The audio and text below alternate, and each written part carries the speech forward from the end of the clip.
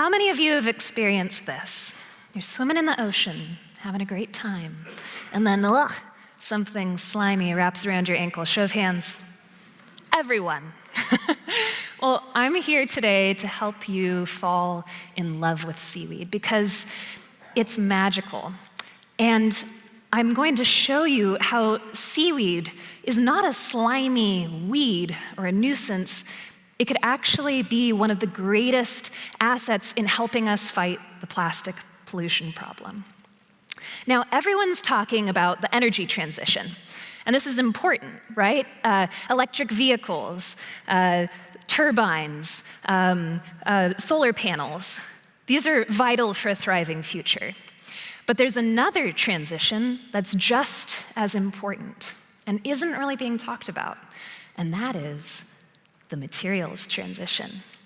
Every day you touch hundreds of materials, your clothes, your car, your personal care products, your groceries, and unless you're trying really hard to avoid it, about 60% of those materials contain plastic. Packaging is the most vital area for innovation first because these materials are often only used for a few seconds, but they last forever. 5 trillion plastic bags and wrappers are produced every single year, but less than 3% of them are recycled. Meanwhile, the plastics industry has spent decades convincing us that recycling works. And while we definitely need to improve recycling, we also urgently need alternatives because plastic leaches toxins into our bodies, into our food, into our soil, into our water, into the air we breathe. I'm sorry, but today it's estimated you'll probably breathe in about 68,000 plastic particles. Here's what I learned in my career as a packaging designer over the course of 10 years. The materials that we choose determine whether we get to live on a thriving planet or a dying one. And the good news is that we can switch to better materials using infrastructure that already exists today. We don't need to wait. We just need the right ingredients. What we need are generous feedstocks, materials that actually nourish the systems that they touch.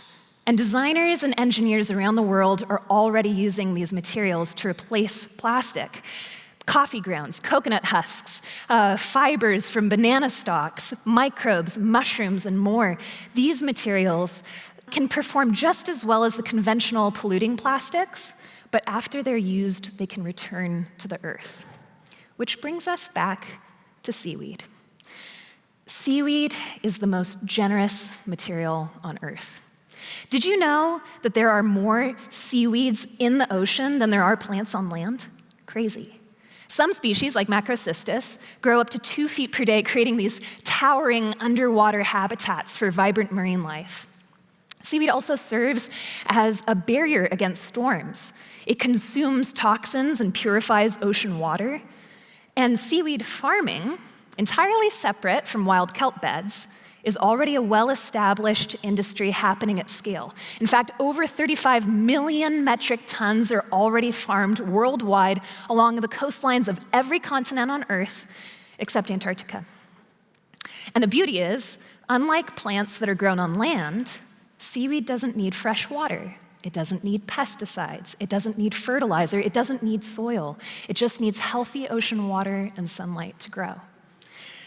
And did I mention that it grows really fast? Some species grow year-round. You can give it a haircut, it regenerates within a few weeks. And seaweed's a great source of support for coastal communities. It's a source of nourishment, not just as food or those seaweed snacks that you and your kids love, but as a resilient source of employment. The World Bank estimates that a sustainable growth of the seaweed sector could create 100 million direct and indirect jobs. So you can see, just by existing, seaweed is improving ecosystems. It's restoring ocean health. It's supporting communities. And seaweed naturally acts like plastic. This is why it's so vital for the materials transition. How many of you have had that experience where you're going along the beach and then you pick up a piece of seaweed and you notice how stretchy it is? That's because seaweed has natural polymers in it, manufactured in the oceans by Mother Nature herself. These natural polymers create the foundational structure of seaweed. That's what makes it so stretchy and strong and flexible. Do you mind taking this for me? So we can use these natural polymers in materials. In fact, in the food industry, we've been using them for decades. In your gummy candy, your ice cream, your coffee, seaweed polymers thicken, gel, stabilize. You can imagine how, used in biomaterials, those same properties could replace plastic. So I know what you're thinking. Julia, if seaweed's so great, why haven't we done it already? And here's the answer. Industrial scale machinery operates at incredible speed and scale. When you stick seaweed in that system, it burns like a marshmallow. That is what's prevented scientists from helping seaweed meet the demand of this urgent materials transition that we need so desperately. But I'm here to share good news, which is engineers have broken the code, or have really cracked the code on scale. In California, engineers have figured out how to thermally process seaweed so that it can melt and flow through traditional plastic infrastructure. Those seaweed pellets that you see blow into bubbles, those bubbles get rolled into film, and that film can replace all kinds of everyday plastics, like the shopping bag you get at the grocery store, the pouch that your dog's kibble comes in, your granola bar wrapper, the mailer that you received from your online order. But after those materials are used, they don't last forever. They return to compost at your home or industrial compost facility, where they return healthy nutrients back to the soil. Does that sound too good to be true? Scaling seaweed materials is really complicated, and it comes with challenges. But that's true of all innovation. Innovation's a journey. The breakthroughs are already happening, and these materials are out in the world. And the beautiful thing is, a material doesn't need to be 100% seaweed to be impactful. It's kind of like switching to a plant-based diet. It's better to try, because your attempts multiplied across millions has massive impact.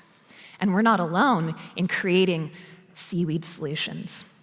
Around the world, there's a seaweed movement. All kinds of companies are innovating ways for seaweed to replace everyday materials. And they're not in the lab. They're out on the shelf, in the market, at scale, performing just as well as their petroleum counterparts, but without the microplastics. I'll show you some examples. Imagine this. Your sweater comes in seaweed yarn, or the cushioning in your furniture or in your car is made with seaweed. You button up your shirt, seaweed buttons. You put a sunscreen on your face. The synthetics in there have been replaced with seaweed. And finally, you go out to eat. Your utensils are made with compostable seaweed feedstocks. Really cool. Okay, you're concerned again, I can tell. Julia, that sounds like a lot of seaweed activity. What if we deplete the ocean's feedstocks? What if we repeat the same mistakes that we did before? And I hear you, this is really important. Seaweed farming can only thrive if the oceans are healthy, which means that seaweed innovation can only flourish if the oceans do. We can do it right this time. It's not just about seaweed, it's about all these generous materials. The transition is available right now. What's missing is investment and your attention. So policymakers, business leaders, pour your resources towards the materials transition. And the rest of us can vote with our dollar. We can choose which packaging we accept, which companies we support. And all of us have the power to make daily decisions in the materials we choose every day. This isn't about seaweed. This is about seeing the possibilities of what's all around us. Inspired by the famous quote from Roald Dahl, you can't see that glittering possibility if you don't look for it. People who don't believe in magic don't find it. Sometimes it's right under our nose, and sometimes it's underwater, wrapped around our ankle. Thank you.